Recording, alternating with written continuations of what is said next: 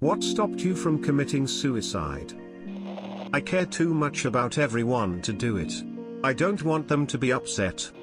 I have too much left to finish. It's the most selfish thing you can possibly do. After being suicidal for about a year or two a long time ago, I had a family, but even if you have no one, the only thing you are doing is preventing yourself from possibly making so many lives so much better. No matter how bad the world seems, it is still better than killing yourself. I mean, it's in the definition, killing yourself. You are doing it for you and hurting everyone involved with you. That is what made me not do it. Shortly after graduating college in 2020, I, like so many others, was struggling with mental health, and I started slipping into a dark mental state. I started making plans to do it, but a few days after Christmas my younger brother shot himself. Changed my entire perspective. I still struggle frequently with suicidal ideation, but I don't think I could ever go through with it now that I really understand firsthand the impact it has on the people you love. We all struggle, but it's truly never worth it. Please, reach out to someone, anyone, if you're ever struggling too. Laziness, like I'm not worth even trying to do it in my mind, so I just drink more and eat less, and less that'll do. My aunt walked in on me right when I was about 2 in the kitchen. Stormy night and pitch black. Perfect combo, right? Then I heard my name behind me and asked, "What are you doing, sweetie?" I was only like 11 or 12 when that happened. I don't think I have the willpower to do it. Though I've also gotten strength from posts about my dog not understanding where I went, and that great one from the Satan Twitter account about needing to outlive your enemies. Most recently, forgot how to tie the right knot. I taught myself how to tie a noose about 2 years ago, but hadn't gotten any practice for a while. A few days ago, in a moment of impulsivity, anger and frustration, I started tying a noose, but I just couldn't get it right. For whatever reason, it was important to me that I tie this specific knot to do it, but it kept coming undone in my hands, and eventually I gave up. I tried committing suicide the other day. I wouldn't be doing it anymore. I nearly killed myself, smiley face. Sea turtles. Had a gun in hand, looking down the muzzle, and then remembered the monologue when Gibbs is talking to Turner about Jack Sparrow's isolation on the island, and his hilariously weird enunciation on the line where he says the muzzle of that pistol started looking real friendly, and then OFC the sea turtles twist to it.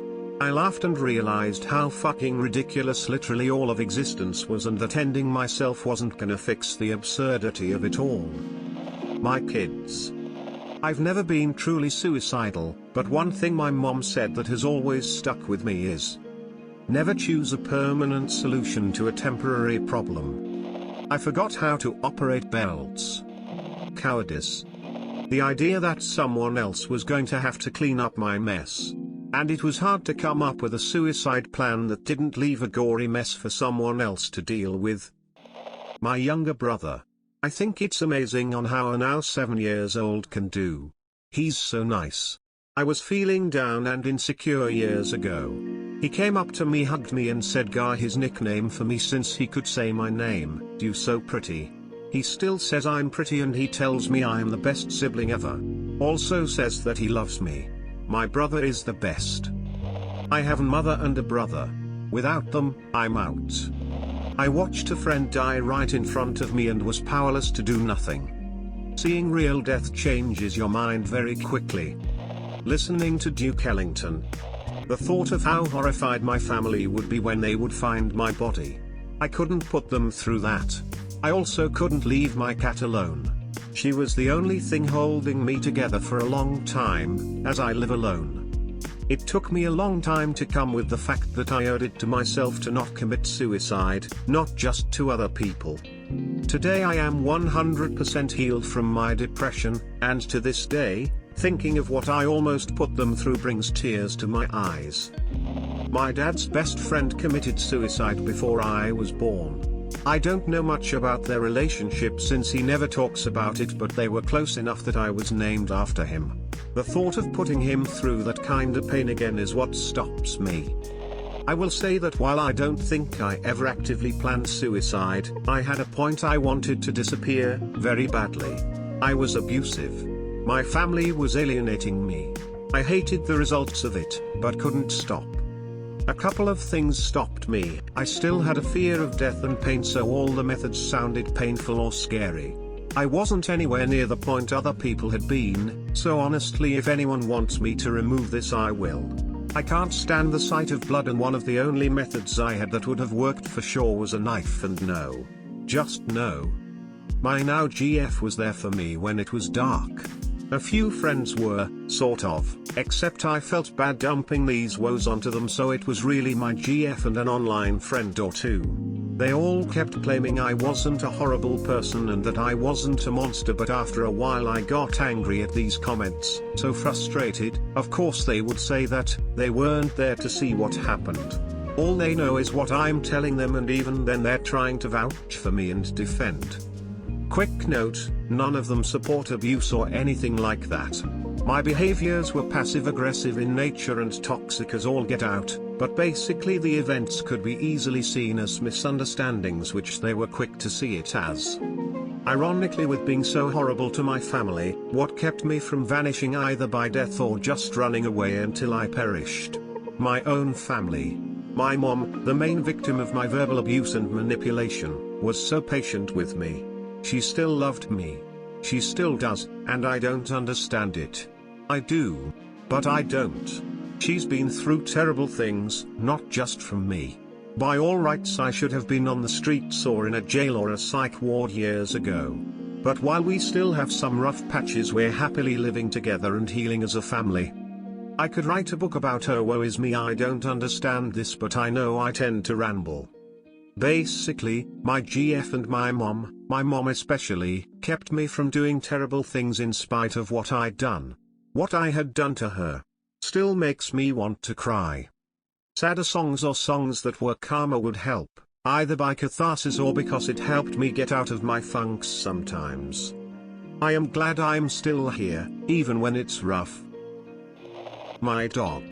The night I was going to plan my attempt, there was a thunderstorm and my dog was losing his shit and needed me to console him. So I did, and I realized that he's not going to have a clue what happened to me if I died, and I further realized that the person who would most likely find me is my little brother, and I didn't want to do that to him. Still struggled for a long time, but never got to that point again. Wanks. Mum will be sad. I've lost several friends to suicide and always thought it was supremely selfish.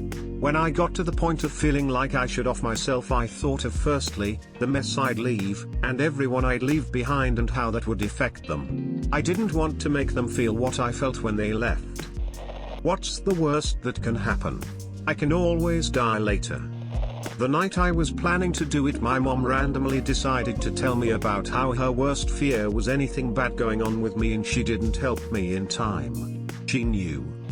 A phone call. Nothing. I've tried 5 times in the last year. Only luck kept me here. I'm happy to say I'm much better, and I got out of that place stronger than I've ever been. A tiny voice in my head that told me this isn't how I was supposed to die. I was walking home from seeing some mates and I nearly stepped in front of a speeding bus. I made a split-second decision and jumped back. A month later I went to a mental health youth clinic. I'm now 1 year and 1 month clean and sober, 1 year and 1 month since I last self-harmed. 1 year and 2 months since I last tried to kill myself. Life does get better, everyone. Haven't myself, but I've saved my sister after she attempted suicide. We went to the same college for about 3 years, my freshman through junior years and her sophomore through senior years, and shared a dorm for 2. She's transgender and was just starting her transition when I started my freshman year, and the stress from her classes along with some issues from hormone therapy were making her incredibly depressed. She's fairly stoic though, and managed to slog through her days without expressing just how bad her depression really was to anyone for around 6 months before finally attempting suicide. I came back to the dorm after my classes and found her unconscious on the floor covered in vomit. She had drunk nearly half a bottle of isopropyl alcohol an hour or 2 earlier. After the ambulance came, they gave her a fuckload of 4 fluids and replaced essentially all of the blood in her body with transfused blood to remove as much of the isopropyl as possible, and thankfully she survived without any permanent injuries. She was in the psych ward for 2 days, but they released her under my supervision after they gave her some high-dose antidepressants and recommended she paused her hormone therapy until the depression was under control. She wasn't happy about the latter part, but obviously agreed. It's been around 5 years since then, and she's got her bachelor's in microbiology and well on her way to getting her master's, and she's finished with her transition and happy with her life and looks.